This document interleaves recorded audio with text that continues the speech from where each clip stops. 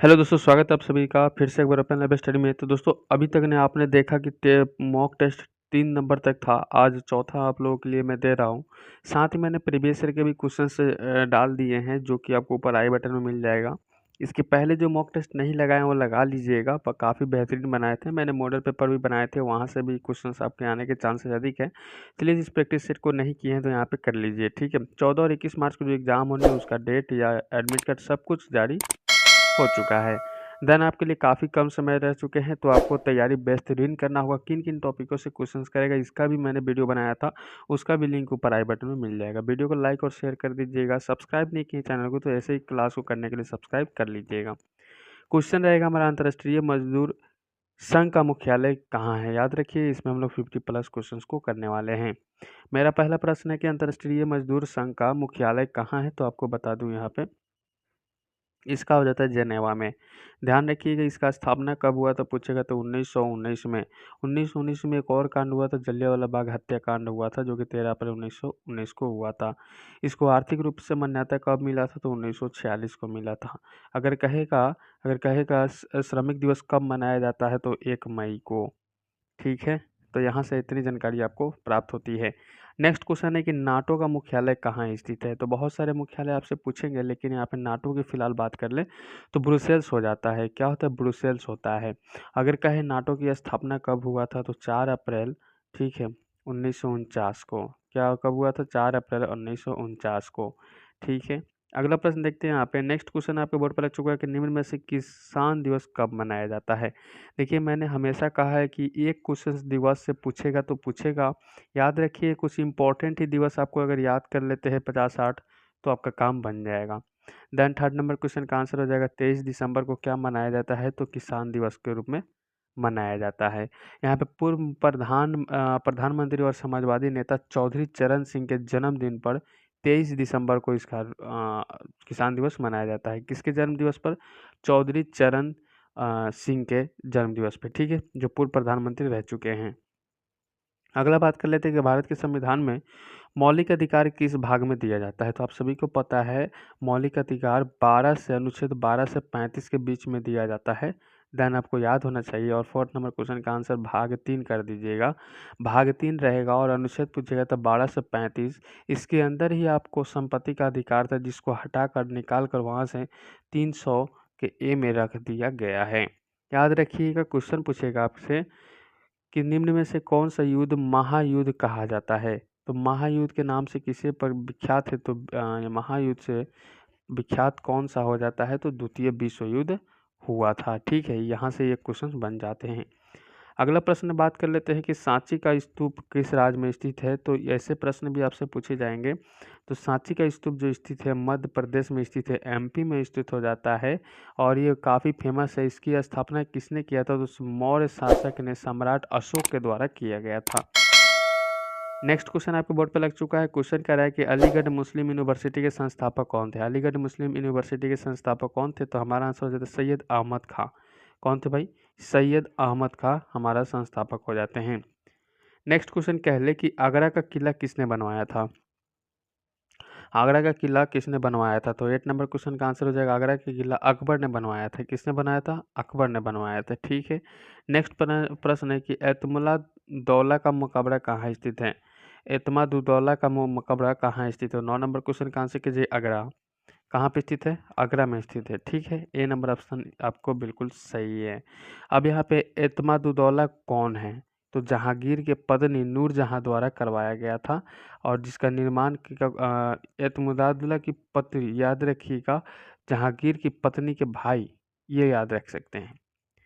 Next question हमारा रहेगा आप सभी के बोर्ड पे यहाँ पे कि भारत के संविधान में कितनी सूची है। भारत के संविधान में फिलहाल की बात कर ली जाए तो 12 अनुसूचियाँ होती है। सभी को पता है कि भारत के वर्तमान में 12 अनुसूचियाँ है, जो कि मौलिक रूप से भारतीय संविधान में 8 अनुसूचियाँ थी पहले ही, और इसको 73वें संविधान और 74वें संविधान संशोधन के अधिनियम के तहत 11वीं और 12वीं जोड़ी गई थी।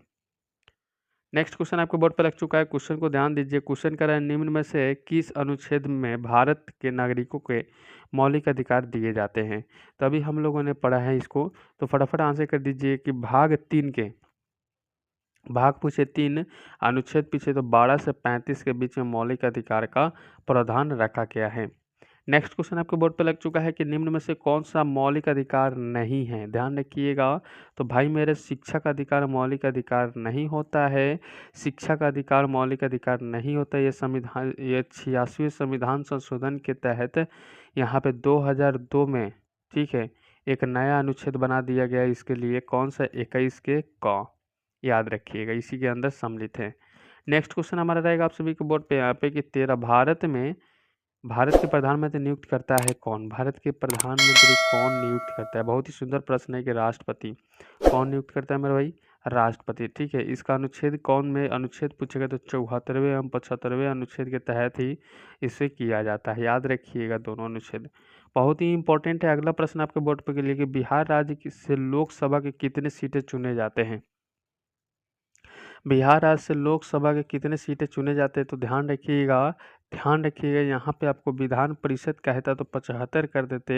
यहाँ पे विधान परिषद, अगर यहाँ पे राज्यसभा कर देते, अगर ठीक है राज्यसभा कर देते, राज्यसभा, तो बिहार की राज्यसभा के लिए सीटों की संख्या कितनी, यानी कि मुख्यमंत्री के लिए सीटों की संख्या 243 हो जाता है। वही लोकसभा के लिए कहे तो 40 हो जाता है। तो हमारा आंसर 40 हो जाएगा। नेक्स्ट क्वेश्चन हमारा रहेगा आप सभी के बोर्ड पे कि यदि एक यात्री किसी मरुस्थल में प्यासा है, वह मरुस्थल 20 डिग्री नॉर्थ एवं 50 डिग्री नॉर्थ में स्थित है, तो निम्न में से कौन सा मरुस्थल होगा? अगर इस प्रकार से अगर नॉर्थ में स्थित है भाई मेरे, अगर वो मरुस्थल, तो क्या होता है? तो आंसर कीजिएगा, दस्तेलुत कहते हैं, दस्तेलुत कहते हैं। ठीक है, अगला प्रश्न आपके बोर्ड पर लग चुका है। क्वेश्चन को ध्यान दीजिए कि यदि 90 डिग्री ईस्ट पर दिन के 12 बजे हो तो लंदन में क्या बजेगा? लंदन में क्या बजेगा? तो 6 AM हो जाएगा। क्या बजेगा? 6 बजे सुबह। नेक्स्ट क्वेश्चन कह रहा है कि राष्ट्रीय राजमार्ग नवंबर 8 में जोड़ता है। याद रखिएगा, राष्ट्रीय राजमार्ग नवंबर 8 में जोड़ता है। तो 17 नंबर प्रश्न का आंसर कीजिएगा दिल्ली को मुंबई से। क्या हो जाएगा? दिल्ली से मुंबई को। अगला प्रश्न पूछेगा कि अकबरनामा किसने लिखा था? 18 नंबर क्वेश्चन कर रहा है अकबरनामा किसने लिखा था? तो बहुत बार पूछा हुआ प्रश्न है, अकबरनामा अबुल फजल द्वारा लिखा गया था। नेक्स्ट क्वेश्चन आपको बोर्ड पर लग चुका है। क्वेश्चन को ध्यान दीजिए, निम्नलिखित में से दिए गए क्रम को, दिए गए कोड को ठीक से उत्तर दे। याद रखिएगा, ऐसा प्रश्न आपको हमेशा मिलता है देखने को। देन ये क्वेश्चन आपके लिए इंपॉर्टेंट है, इसको मिलाकर लिखना। तो हमारा चंद्रगुप्त पहले, उसके बाद बिंदुसार, उसके बाद अशोक, उसके बाद बृहद्रथ। ठीक है, नेक्स्ट क्वेश्चन कह रहे हैं यहाँ पे कि नेपोलियन किस देश की वासी था? नेपोलियन किस देश का वासी था मेरे भाई? तो नेपोलियन फ्रांस का वासी था। याद रखिए, नेपोलियन कहाँ का रहने वाला था? तो फ्रांस का रहने वाला था। अगला प्रश्न आपके बोर्ड पर लग चुका है। क्वेश्चन कह रहा है पंडित जवाहरलाल नेहरू का जन्म निम्न में से किस स्थान पर हुआ था? पंडित जवाहरलाल का जन्म निम्न में से किस स्थान पर हुआ था? तो इलाहाबाद में हुआ था। इलाहाबाद कहाँ पे? उत्तर प्रदेश में है, जिसका मुख्यमंत्री योगी आदित्यनाथ हो जाते हैं। इलाहाबाद का जन्म कब हुआ था? तो याद रखिए 14 नवंबर। ठीक है, इलाहाबाद में पंडित जवाहरलाल नेहरू का जन्म कब हुआ था? तो 14 नवंबर 1869 ईस्वी को, 1889 कर दीजिएगा, सॉरी 1889 ईस्वी को इलाहाबाद के प्रयाग में हुआ था। अगला प्रश्न आपके बोर्ड पर लग चुका है कि अकबर, याद रखिए, अकबर का मकबरा कहाँ पर है? अकबर का मकबरा कहाँ पर है? तो हमारा आंसर हो जाएगा सिकंदराबाद में। अकबर का मकबरा सिकंदरा में है, यानी कि सिकंदराबाद। नेक्स्ट क्वेश्चन पूछेगा कि स्कर्बिक अम्ल नाम है।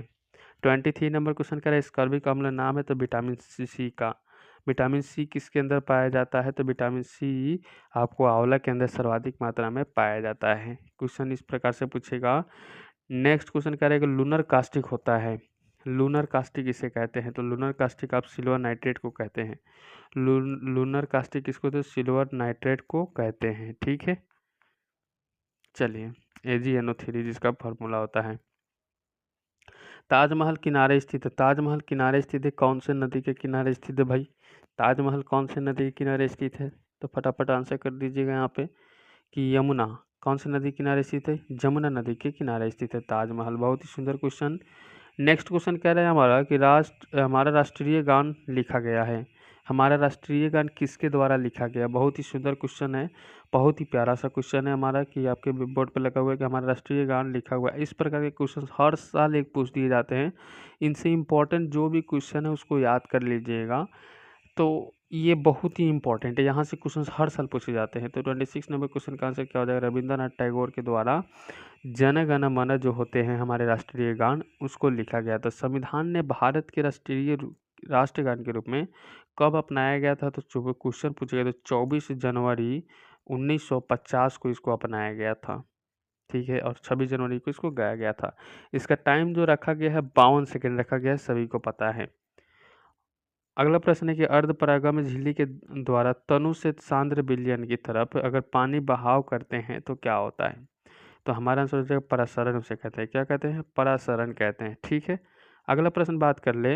नेक्स्ट क्वेश्चन कह रहे दूध है, 28 नंबर क्वेश्चन का दूध है 1 कोलाइडी बिलियन। क्या हो जाता है? 1 कोलाइडी बिलियन। नेक्स्ट क्वेश्चन कह रहे हैं हमारा कि 2 बिलियन समान प्रसारण दाब के हैं वे क्या कहलाते हैं? 2 बिलियन जो समान है प्रसारण दाब के हैं वे क्या कहलाते हैं? तो 29 नंबर प्रश्न का आंसर करने का प्रयास कीजिए। बहुत ही सुंदर क्वेश्चन आपके बोर्ड पे क्वेश्चन कह रहा है समपरासारी बिलियन। समपरासारी बिलियन हमारा बिल्कुल सही हो जाएगा। ठीक है, अगला प्रश्न की ओर चले। अगला प्रश्न कह रहा है हमारा कि घरेलू उपभोग में विद्युत मापा जाता है। घरेलू उपभोग में विद्युत मापा जाता है किलोवाट घंटा में। क्या हो जाता है? किलोवाट घंटा में। ठीक है, नेक्स्ट क्वेश्चन कह ले हमारा। अगला प्रश्न कह रहा है कि वर्णरता जैसी बीमारी का उपचार किया जाता है। वर्णरता जैसी बीमारी का उपचार किया जाता है। तो 31 नंबर प्रश्न का आंसर क्या हो जाएगा? ध्यान रखिएगा, क्वेश्चन की ओर चलें तो हमारा आंसर हो जाता है यहाँ पे 31 नंबर क्वेश्चन का हो जाएगा इनमें से कोई नहीं। क्यों? क्योंकि वर्णता जैसी बीमारी जो होती है यहाँ पे उपचार लेंस का संभव नहीं होता है। लेंस से संभव नहीं होती है वर्णता जैसी बीमारी। इसमें बदलने की ऑपरेशन करने की क्षमता होती है, लेकिन आप चाहिएगा लेंस बदल ले, नहीं होगा। इसलिए डी हमारा ऑप्शन था। प्रत्यावर्ती धारा को दिष्ट धारा में बदलता है। बहुत ही सुंदर क्वेश्चन है यहाँ पे 32 नंबर क्वेश्चन का दिष्ट धारा दिष्टकारी द्वारा हो जाएगा। नेक्स्ट प्रश्न कहेगा यहाँ पे कि एक प्रत्यावर्ती धारा 1 यूएस में एक पूर्ण चक्र बदलता है तो इसकी आवृत्ति क्या होती है? तो यहाँ पे आपकी इस आवृत्ति पूछी गई तो 10 के पावर 6 हर्ट्ज हो जाएगा। 10 के पावर 6 हर्ट्ज हो जाएगा। ठीक है, इसका आवर्तकाल निकालने के लिए आपको एक फार्मूला होता है आवृत्ति बराबर 1 बटा आवर्तकाल। ठीक है, इस पे आप बनाइएगा तो काम बन जाएगा। नेक्स्ट क्वेश्चन कह रहा है हमारा कि निम्नलिखित में से ध्रुवित नहीं है। याद रखिएगा, जब भी नहीं से संबंधित क्वेश्चन पूछे, मैं बार बार कहता हूँ आपको अच्छा से याद करना चाहिए, ध्वनि तरंग हो जाता है। ठीक है, नेक्स्ट क्वेश्चन क्या है कि पीले प्रकाश में हरे रंग की वस्तु दिखेगी। पीले प्रकाश में हरे रंग की वस्तु क्या होगा? दिखेगा। तो 35 नंबर प्रश्न का आंसर कर दीजिए सफ़ेद हो जाता है। क्या हो जाता है? सफ़ेद हो जाता है। ठीक है, नेक्स्ट क्वेश्चन कह रहा है कि प्रकाश का कौन सा गुण माध्यम में निर्भर नहीं करता है। प्रकाश का कौन सा गुण माध्यम में निर्भर नहीं करता है? तो आवृत्ति का। क्या हो जाएगा? आवृत्ति का। ठीक है, नेक्स्ट प्रश्न आपके बोर्ड पर लग चुका है कि आंख में निकट दृष्टि दोष होती है। आंख में क्या होती है? निकट दृष्टि दोष होती है। 37 नंबर क्वेश्चन है आंख में निकट दृष्टि दोष होती है। तो हमारा आंसर हो जाएगा आंख के लेंस में फोकस दूरी की कमी होने के कारण से क्या होता है? निकट दृष्टि दोष हो जाता है। और वही आंख के लेंस में फोकस दूरी की अगर वृद्धि हो जाए तो उसको क्या कहते हैं? दूरदृष्टि दोष कहते हैं। परमाणु बम के सिद्धांत कार्य करता है किस पे? परमाणु बम के सिद्धांत किस पे कार्य करता है? परमाणु बम का सिद्धांत विखंडन पे कार्य करता है, नाभिकीय विखंडन पे। और जैसे ही कहेगा हाइड्रोजन बम, वो नाभिकीय संलयन पे कार्य करता है। ठीक है, याद रखिएगा, इस प्रकार के प्रश्न हमेशा बनते हैं और हमेशा पूछे जाते हैं। नेक्स्ट क्वेश्चन आपको बोर्ड पर लग चुका है यहाँ पे कि हीलियम परमाणु के पास नहीं है। याद रखिए, क्वेश्चन कर हीलियम जो होता है परमाणु के पास नहीं है। तो 39 नंबर प्रश्न को देखिएगा, यहाँ पे हीलियम जो 6 न्यूक्लियॉन होते हैं जो कि परमाणु के पास नहीं होते हैं। नेक्स्ट क्वेश्चन आपको बोर्ड पे लग चुका है। क्वेश्चन करें हड्डी ऊतक का मुख्य अवयव है। हड्डी जो होते हैं ऊतक का मुख्य अवयव है, ये क्या होता है? तो कैल्शियम फॉस्फेट कर दीजिए। क्या हो जाएगा? कैल्शियम फॉस्फेट कर देना है। आज ये अगले प्रश्न की ओर चले कि किसान समानता अनाज के बाद दाल पैदा करते हैं। क्या होता है? दाल पैदा करता है। बहुत ही सुंदर क्वेश्चन है। तो 41 नंबर क्वेश्चन का आंसर कीजिए। यह मुद्रा के लिए लाभकारी है। ये किसके लिए? मुद्रा के लिए क्या होता है? लाभकारी है। नेक्स्ट प्रश्न आपके बोर्ड पर लग चुका है। यहाँ पे क्वेश्चन कह रहा है कि कुट फल हुआ है। कुट फल कौन है भाई?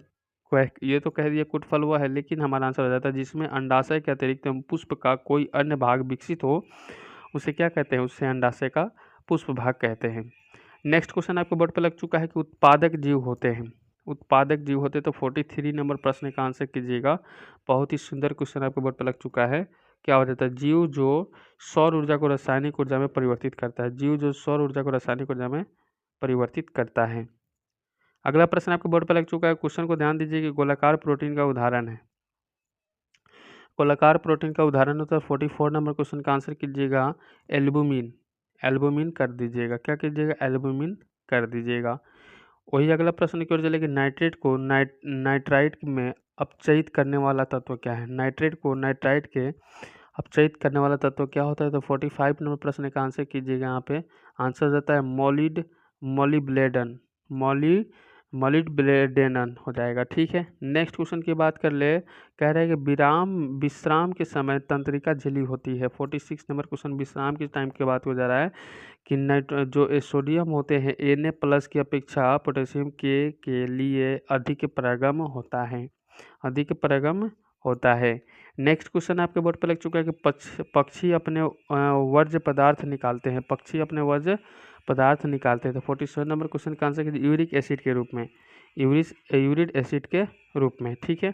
अगली प्रश्न की ओर चले, क्वेश्चन कर रहा है कि सेलुलोज होता है। 48 नंबर क्वेश्चन कीजिएगा एक बहुसैकराइड, एक बहुसैकराइड हो जाएगा, एक बहुसैकराइड हो जाएगा। अगला प्रश्न की ओर चले कि पौधों की वृद्धि मापने के लिए जो यंत्र उपयोग में लाया जाता है वो क्या है। पौधों की वृद्धि के लिए जो यंत्र में उपयोग लाया जाता है वो क्या है, तो हमारा आंसर हो जाता है ऑक्सोनोमीटर होते हैं। क्या होते हैं, ऑक्सोनोमीटर हो जाते हैं। इस तरह से अगला प्रश्न आपके बोर्ड पे कि राज्यसभा में सीटों की संख्या कितनी होती है, तो भाई मेरे अब यहाँ पे ये नहीं कह रहा है कि कौन से राज्य के बारे में, तो नॉर्मली हम लोग बेसिक जानेंगे इसके बारे में, क्योंकि सब में तो अलग अलग होते हैं। तो 238 हो जाते हैं, कितना होता है, 238 रखे जाते हैं, ठीक है। तो इस तरह से इस वीडियो में बस इतना ही। उम्मीद है कि यहाँ से क्वेश्चन पूछे जाएंगे।